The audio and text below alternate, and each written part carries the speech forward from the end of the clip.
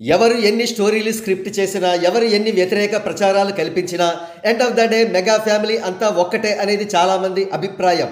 ఆ అభిప్రాయం కరెక్టే అనే విషయం మళ్ళీ మరొక్కసారి నిరూపితం అయింది. ఐకాన్ స్టార్ అల్లు అర్జున్ గారు మెగాస్టార్ చిరంజీవి గారి ఇంటికి స్వయంగా వెళ్లారు. అల్లు అర్జున్ గారు చిరంజీవి గారితో తాను ఇటీవల జైలుకు వెళ్లవలసి వచ్చిన పరిస్థితుల గురించి, పోలీసులు తనను అక్రమంగా అరెస్టు చేసిన విధానం గురించి, అనంతరం తాను బెయిల్పై విడుదలైన అంశం గురించి చర్చించబోతున్నారని సమాచారం.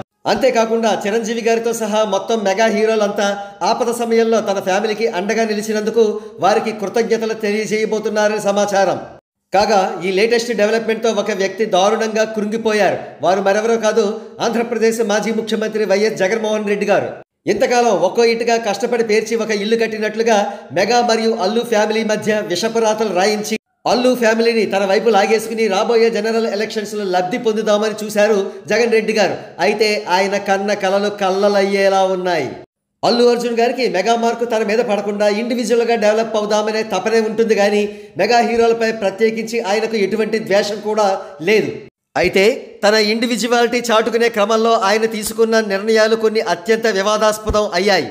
కారణాలు ఏమైనప్పటికీ అవన్నీ కూడా ప్రక్కన పెట్టి మెగా ఫ్యామిలీ అంతా ఒక యూనిట్గా కలిసి ఉండి ఒక అభేద్య శక్తిగా ఎదగాలి. అప్పుడు మాత్రమే వారికి సినీ రంగంలో అయినా లేదా ఎలక్షన్స్లో అయినా వారు కోరుకున్న ఫలితాలు వస్తాయి.